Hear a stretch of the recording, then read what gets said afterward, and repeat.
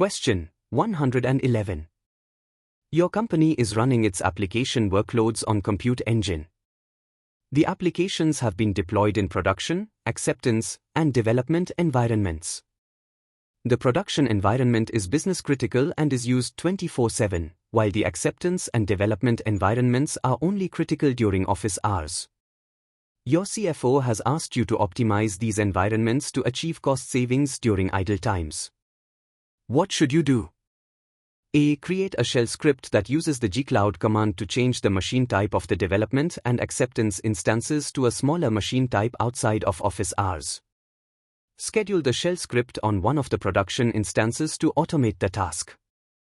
B. Use Cloud Scheduler to trigger a cloud function that will stop the development and acceptance environments after office hours and start them just before office hours. C. Deploy the development and acceptance applications on a managed instance group and enable autoscaling. D. Use regular Compute Engine instances for the production environment and use preemptible VMs for the acceptance and development environments. The best approach is B. Use Cloud Scheduler to trigger a cloud function that will stop the development and acceptance environments after office hours and start them just before office hours. Explanation. This approach optimizes cost by ensuring that the development and acceptance environments are only running when necessary, reducing the cost during idle times. 1. Cost efficiency. By stopping instances outside of office hours, you are not incurring costs for resources that are not in use. You can automate this process using Cloud Scheduler to trigger a cloud function, which can stop and start the environments as needed. This ensures that the production environment, which is critical 24/7, remains running, while the development and acceptance environments are optimized for cost. 2. Automated management. This solution automates the process, ensuring that the environments are started and stopped without manual intervention. Cloud Scheduler and Cloud Functions provide a flexible, reliable, and cost-effective way to manage instance uptime based on business needs.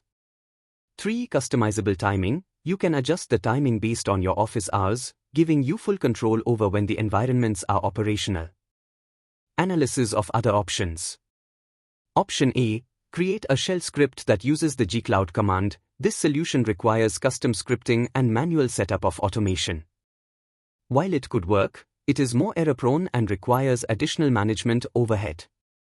Using Cloud Scheduler and Cloud Functions simplifies the process and eliminates the need for managing scripts on production instances.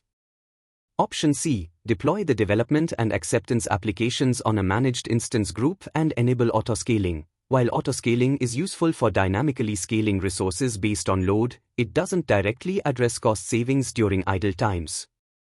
Autoscaling scales based on demand, but the instances may still be running during non-office hours, incurring unnecessary costs. This solution does not directly optimize the environments for idle time.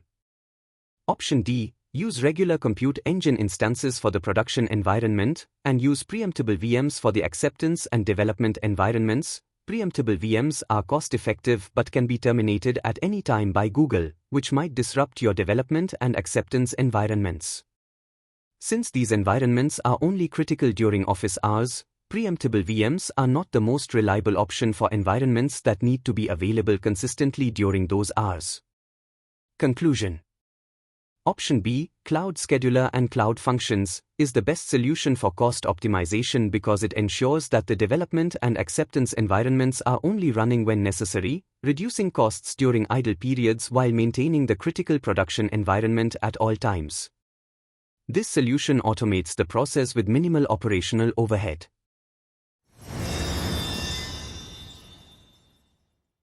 Question 112. You are moving an application that uses MySQL from on-premises to Google Cloud. The application will run on Compute Engine and will use Cloud SQL. You want to cut over to the Compute Engine deployment of the application with minimal downtime and no data loss to your customers. You want to migrate the application with minimal modification. You also need to determine the cutover strategy. What should you do? A1. Set up Cloud VPN to provide private network connectivity between the Compute Engine application and the on-premises MySQL server. 2. Stop the on-premises application. 3. Create a MySQL dump of the on-premises MySQL server. 4. Upload the dump to a cloud storage bucket. 5. Import the dump into Cloud SQL. 6. Modify the source code of the application to write queries to both databases and read from its local database. 7. Start the compute engine application. 8. Stop the on-premises application. B1. Set up Cloud SQL proxy and MySQL proxy. 2. Create a MySQL dump of the on-premises MySQL server. 3. Upload the dump to a cloud storage bucket. 4. Import the dump into Cloud SQL.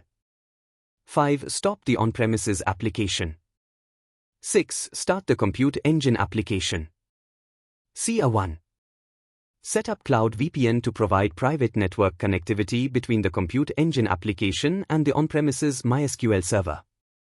2. Stop the on-premises application. 3. Start the compute engine application, configured to read and write to the on-premises MySQL server.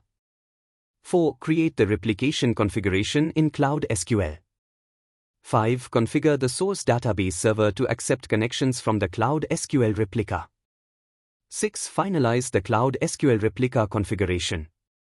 7. When replication has been completed, stop the compute engine application. 8. Promote the Cloud SQL replica to a standalone instance. 9. Restart the compute engine application, configured to read and write to the Cloud SQL standalone instance.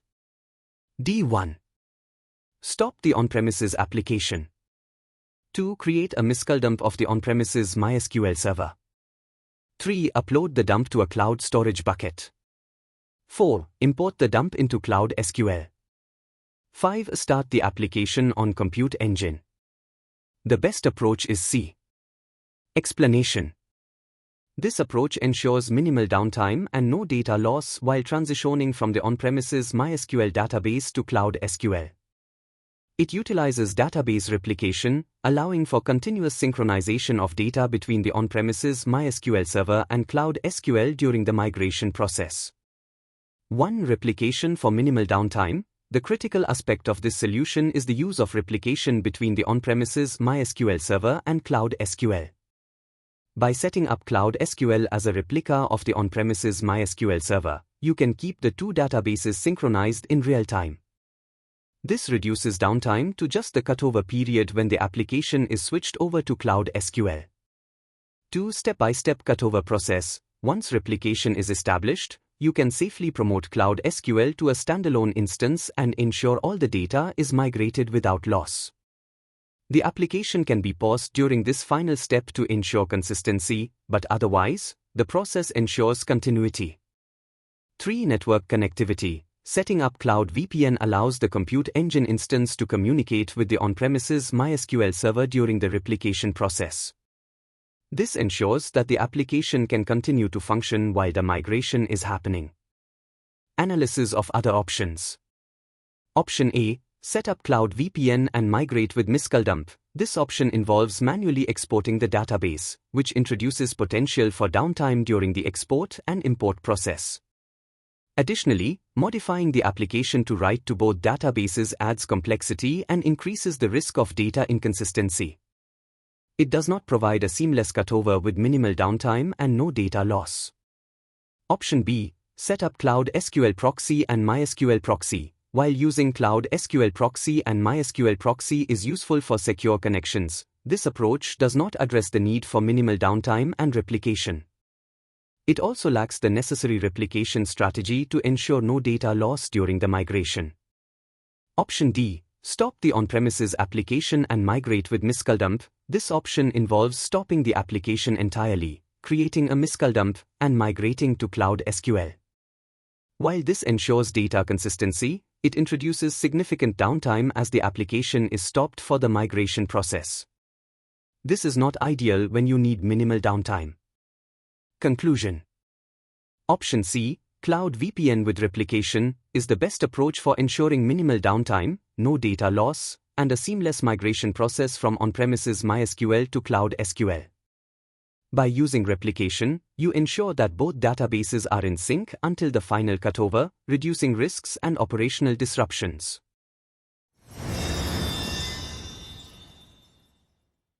Question 113.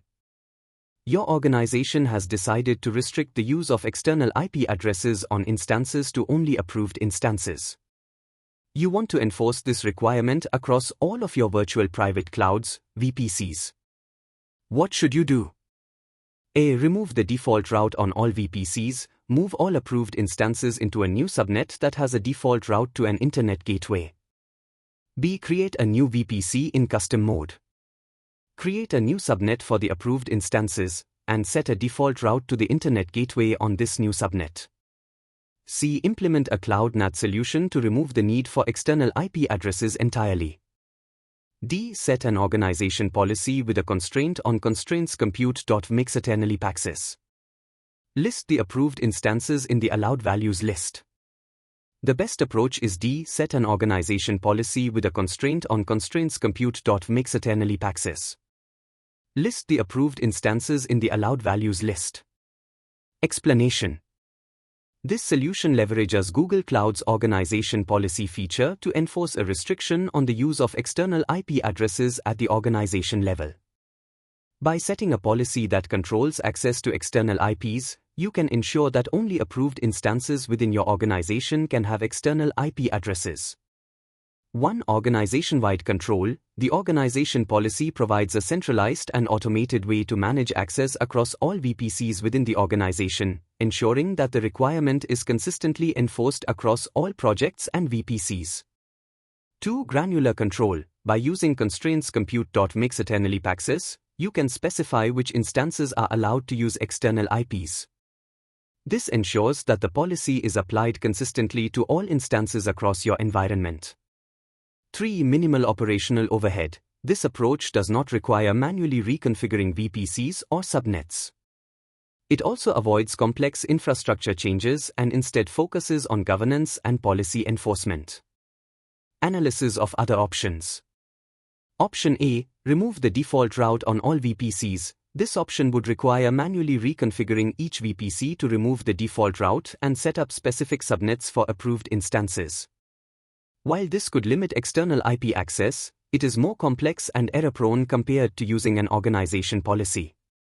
Additionally, it requires ongoing manual management. Option B. Create a new VPC and move approved instances to a new subnet. This option involves significant manual effort to reconfigure VPCs and subnets and might require moving instances. While it might work for some use cases, it is not as scalable and maintainable as an organization policy that enforces compliance without the need for manual reconfiguration. Option C. Implement a Cloud NAT solution. Cloud NAT is a solution for providing internet access to instances without external IPs. While it reduces the need for external IP addresses, it may not fully address the requirement of restricting external IPs to only approved instances. It also doesn't provide the same level of enforcement and control over external IP access for individual instances. Conclusion. Option D, organization policy, is the best approach to enforce the restriction on external IP addresses, as it provides centralized control and policy enforcement, ensuring consistency across all projects and VPCs with minimal operational overhead.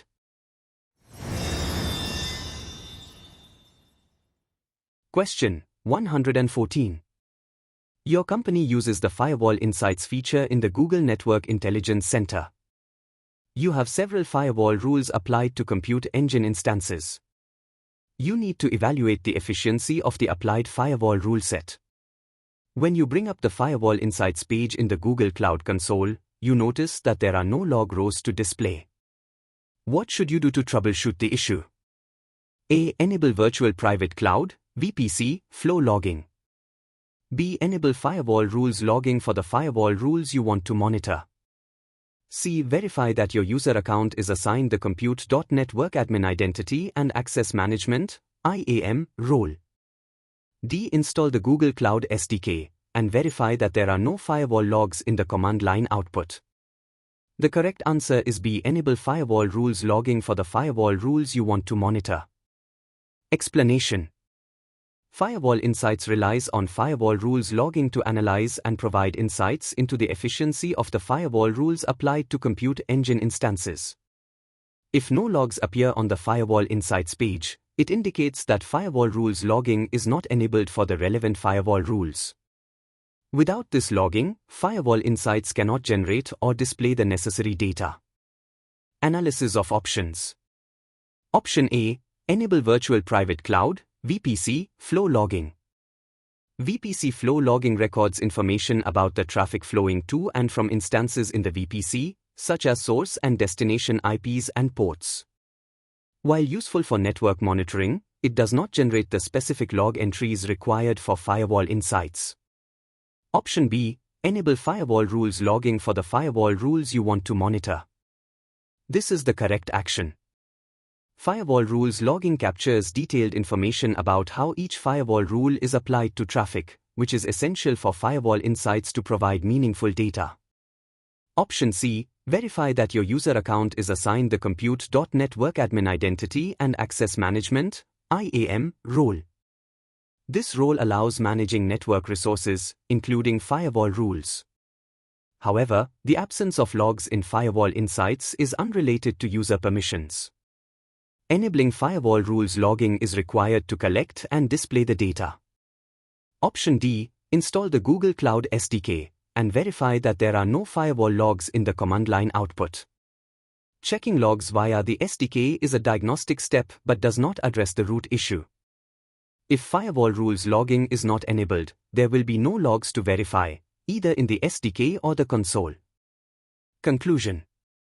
To resolve the issue, you must enable firewall rules logging for the specific rules you want to monitor.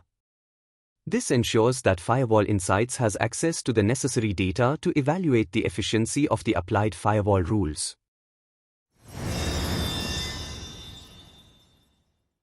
Question 115. Your company has sensitive data in cloud storage buckets. Data analysts have identity access management, IAM, permissions to read the buckets. You want to prevent data analysts from retrieving the data in the buckets from outside the Office network. What should you do? A1. Create a VPC service controls perimeter that includes the projects with the buckets. 2. Create an access level with the CIDR of the Office network. B1. Create a firewall rule for all instances in the Virtual Private Cloud, VPC, network for source range. 2. Use the classless interdomain routing, CIDR, of the Office network. CA1. Create a cloud function to remove IAM permissions from the buckets, and another cloud function to add IAM permissions to the buckets. 2. Schedule the cloud functions with Cloud Scheduler to add permissions at the start of business and remove permissions at the end of business. D1. Create a cloud VPN to the Office network. 2. Configure private Google access for on-premises hosts. The correct answer is A. Create a VPC service controls perimeter that includes the projects with the buckets. Create an access level with the CIDR of the Office network.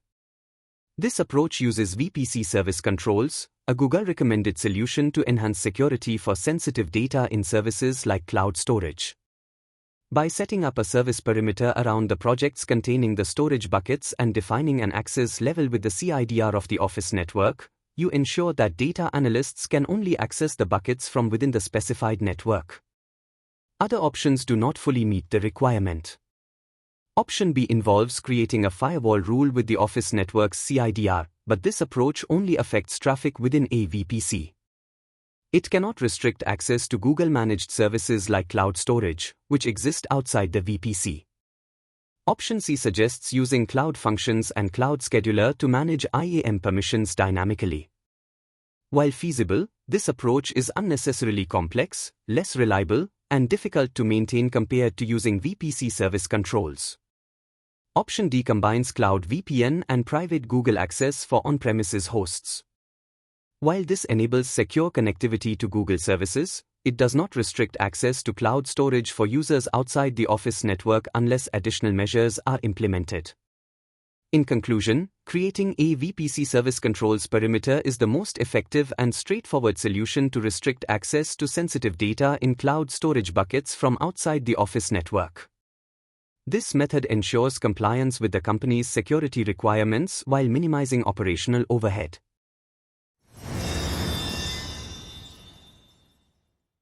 Question 116. You have developed a non-critical update to your application that is running in a managed instance group and have created a new instance template with the update that you want to release. To prevent any possible impact to the application, you don't want to update any running instances. You want any new instances that are created by the managed instance group to contain the new update. What should you do? A. Start a new rolling restart operation. B. Start a new rolling replace operation. C. Start a new rolling update. Select the proactive update mode. D. Start a new rolling update. Select the opportunistic update mode. The correct answer is D. Start a new rolling update. Select the opportunistic update mode. This approach ensures that only new instances created by the managed instance group will use the updated instance template.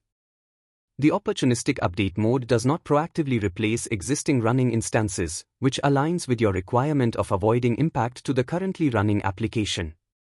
Explanation. When you want to update the instance template for a managed instance group without disrupting existing instances, opportunistic update mode allows the managed instance group to use the new instance template for any new instances created in the group. Existing instances remain unchanged, ensuring no disruption to the current application.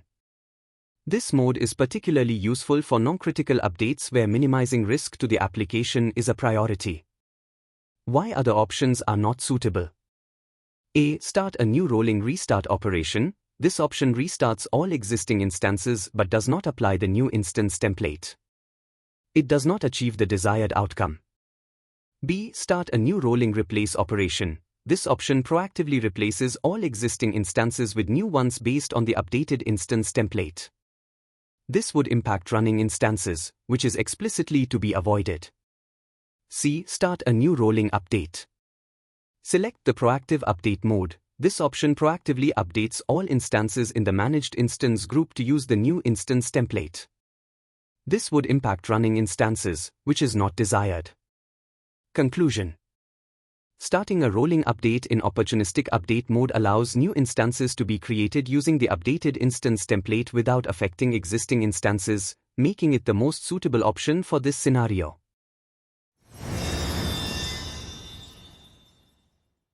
Question 117. Your company is designing its application landscape on Compute Engine.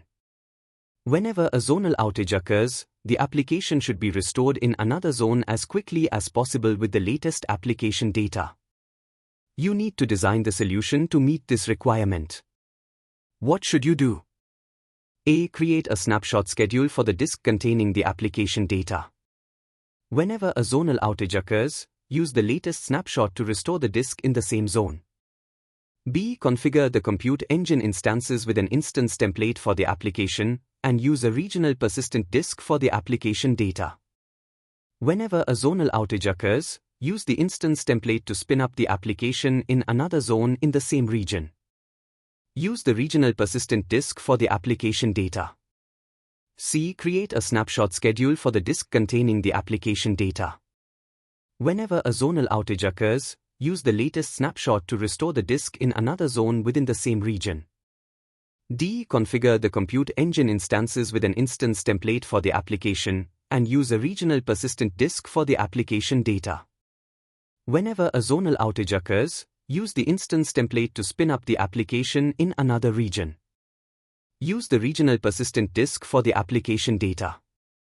Let's revisit the options and break them down to determine why option B could indeed be correct.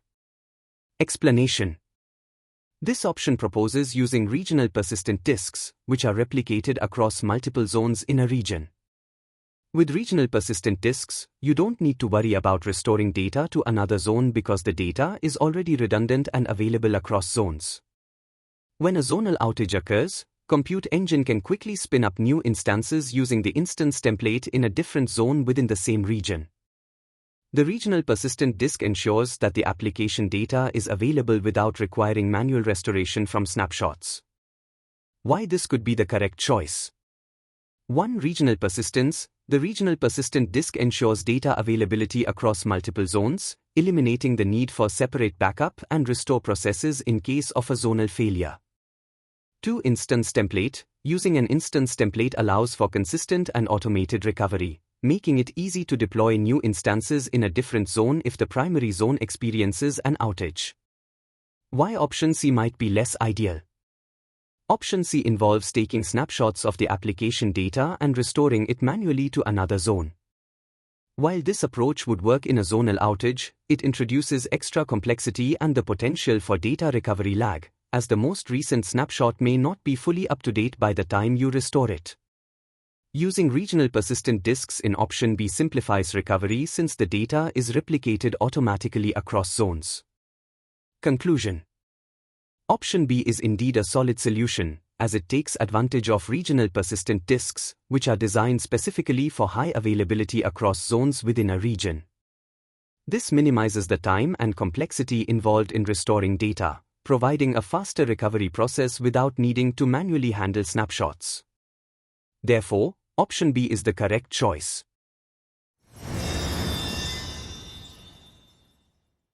Question 118. Your company has just acquired another company, and you have been asked to integrate their existing Google Cloud environment into your company's data center. Upon investigation, you discover that some of the RFC 1918 IP ranges being used in the new company's virtual private cloud, VPC, overlap with your data center IP space. What should you do to enable connectivity and make sure that there are no routing conflicts when connectivity is established?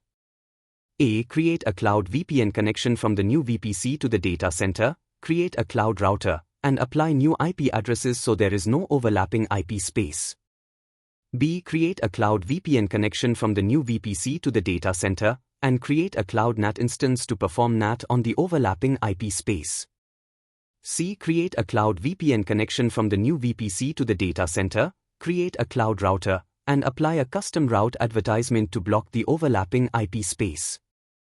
D. Create a cloud VPN connection from the new VPC to the data center, and apply a firewall rule that blocks the overlapping IP space. The best solution for this scenario is option A. Create a cloud VPN connection from the new VPC to the data center, create a cloud router, and apply new IP addresses so there is no overlapping IP space. Explanation. When integrating to different VPCs, especially after acquiring another company, it's common to encounter issues with overlapping IP ranges. RFC 1918 defines private IP address spaces used in VPCs, and if the two VPCs or your data center share overlapping IP ranges, routing conflicts will occur, making it impossible to route traffic properly between them. The correct approach. 1. A cloud VPN. Establishing a VPN connection between the new VPC and the data center is a typical first step for securely connecting the two networks. 2. Cloud router. Cloud router enables dynamic routing with Border Gateway Protocol, BGP, and will handle route advertisements between the networks. 3. Change IP addresses. To resolve the overlapping IP issue, you need to assign new IP addresses to either the new VPC or the data center to avoid conflicts. This ensures that both networks can be routed correctly without ambiguity. By changing the IP address ranges so they no longer overlap, you eliminate the routing conflict and allow seamless communication between the networks. Why not the other options? Times option B. A cloud NAT instance can translate IP addresses but is typically used for enabling instances in a private subnet to access the internet. It does not resolve the core issue of overlapping IP ranges between two networks. Times option C. While applying custom route advertisements can control the flow of traffic, it doesn't address the fundamental problem of overlapping IP ranges. Changing IP addresses is a more permanent solution to avoid routing conflicts. Times option D. Firewall rules block traffic based on certain conditions but do not solve the underlying routing conflict caused by overlapping IP ranges. Blocking overlapping IPs would prevent connectivity altogether and is not a viable solution. Conclusion. Option A provides the most comprehensive and effective solution by using Cloud VPN, Cloud Router, and reconfiguring the IP address space to avoid routing conflicts. This ensures both the connectivity and the proper routing needed for integration.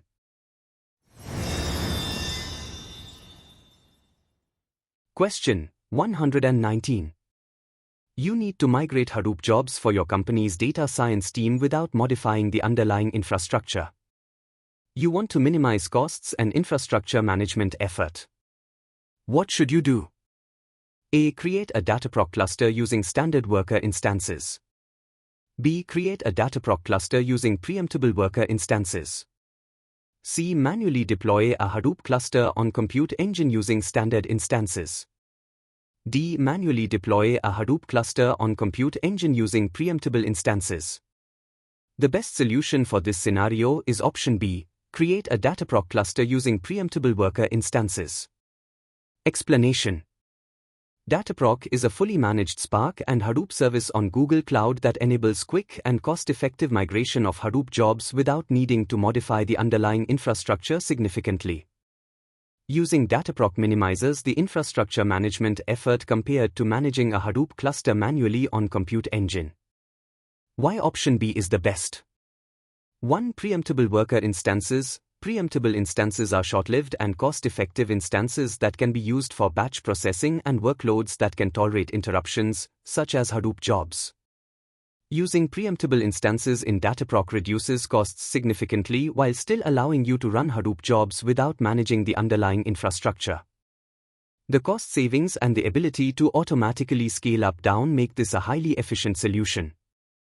2. Managed service. Dataproc is a fully managed service, so you don't have to worry about managing the infrastructure, networking, or maintenance tasks that you would need to handle when setting up a manual Hadoop cluster on Compute Engine. Why not the other options? Times option A. Using standard worker instances in Dataproc could incur higher costs compared to preemptible instances.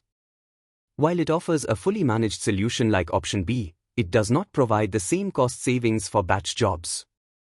Times option C. Manually deploying a Hadoop cluster on Compute Engine using standard instances would involve significantly more management overhead, as you'd need to handle cluster provisioning, scaling, and maintenance yourself.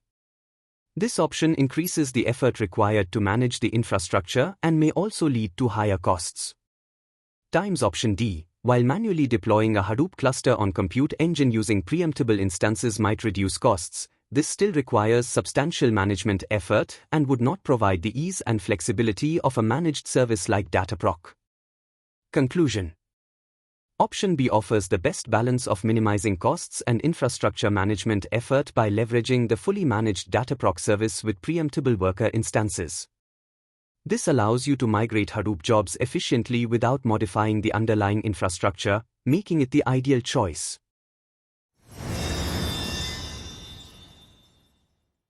Question 120. Your company has a project in Google Cloud with 3 virtual private clouds, VPCs. There is a Compute Engine instance on each VPC. Network subnets do not overlap and must remain separated. The network configuration is shown below. Instance number 1 is an exception and must communicate directly with both instance number 2 and instance number 3 via internal IPs. How should you accomplish this? A. Create a cloud router to advertise subnet number 2 and subnet number 3 to subnet number 1. B. Add 2 additional NICs to instance number 1 with the following configuration: Eurocentiers NIC1, VPC, VPC number 2, subnetwork, subnet number to Eurocentiers NIC2, VPC, VPC number 3, subnetwork, subnet number 3. Update firewall rules to enable traffic between instances. C. Create 2 VPN tunnels via Cloud VPN, Eurocentiers 1 between VPC number 1 and VPC number 2.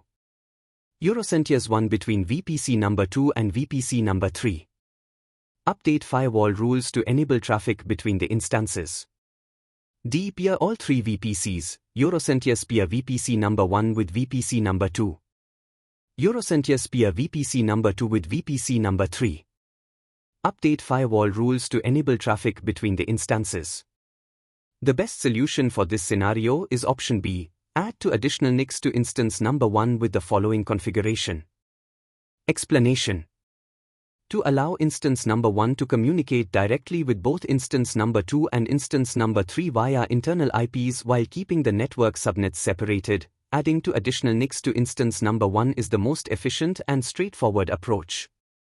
This solution leverages multiple network interfaces, NICs, to provide direct communication between instance number 1 and both instance number 2 and instance number 3, as each NIC can be assigned to a different VPC and subnet.